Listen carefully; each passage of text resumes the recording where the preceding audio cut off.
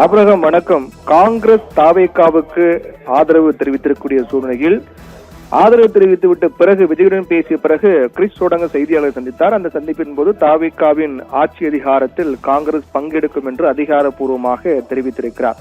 இதன் மூலமாக அமைச்சரவையில் காங்கிரசுக்கு இடம் என்பது உறுதியாக இருக்கிறது.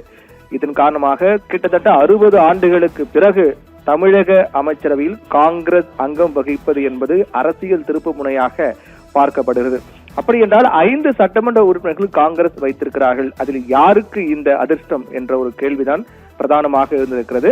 இந்நிலையில்தான் அதில் அந்த ரேஸில் முதல் நபராக இருக்கக்கூடியவர் குளச்சல் தொகுதி சட்டமன்ற உறுப்பினர் தாரகை கட்பட். இவர் 66,207 வாக்குகள் பெற்று 2,833 வாக்கு வித்தியாசத்தில் தமிழக வெற்றி கழகத்தை தோற்கடித்து வெற்றி பெற்றார். இந்நிலையில் காங்கிரஸ்க்கு ஒதுக்கப்படக்கூடிய அமைச்சரவை இடத்தில் இவர்தான் அதை பெறப்போகிறார் என்ற ஒரு தகவல், உறுதியான தகவல் என்பது வெளியாக இருக்கின்றது.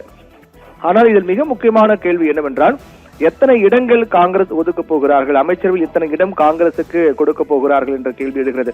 ஒருவேளை ஒரு இடம் மட்டுமே அமைச்சரவையில் காங்கிரசுக்கு ஒதுக்கினால் அதில் நிச்சயமாக குளச்சல் தொகுதி சட்டமன்ற உறுப்பினர் தாரகை கட்பட்டுக்கு தான் அவர்தான் அது தேர்வாவார் என்று எதிர்பார்க்கப்படுகிறது.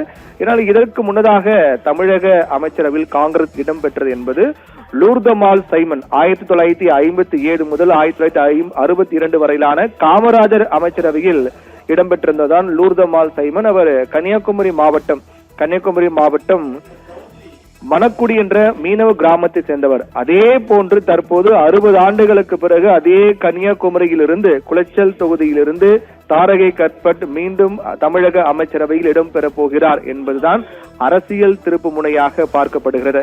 ஏற்கனவே கூறியது போல ஒரு அமைச்சரில் ஒரு இடம் கொடுத்தால் அது தாரகை கட்பட்டுக்கு வாய்ப்பு இருக்கிறதாக சொல்லப்படுகிறது. அல்லது 2 இடங்கள் கொடுத்தாலும் அல்லது 3 இடங்கள் கொடுத்தால் அடுத்தடுத்த தாரகை கட்பட்டுக்கு பிறகு அடுத்த ஆப்ஷனில் கிள்ளியூர் சட்டமன்ற தொகுதி எம்எல்ஏ ஆக இருக்கக்கூடிய ராஜேஷ்குமார், இவர் காங்கிரஸ் சட்டமன்ற குழு தலைவராக மீண்டும் தேர்வாக இருக்கிறார். இவருக்கு வாய்ப்பு இருப்பதாக சொல்லப்படுகிறது.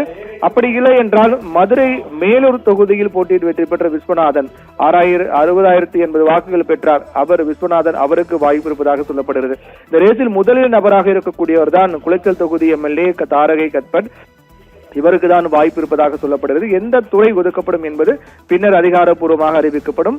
அதற்கு இடையில் தான் கிட்டத்தட்ட 60 ஆண்டுகளுக்கு பிறகு தமிழக அமைச்சரவையில் காங்கிரஸ், அதுவும் ஒரு காங்கிரஸ் பெண் உறுப்பினர் இடம்பெறுகிறார் என்பதும் அரசியல் முக்கியத்துவம் வாய்ந்த ஒன்றாக பார்க்கப்படுகின்றது. ஆபிரகாம். தகவலுக்கு நன்றி பிரவீன்குமார்.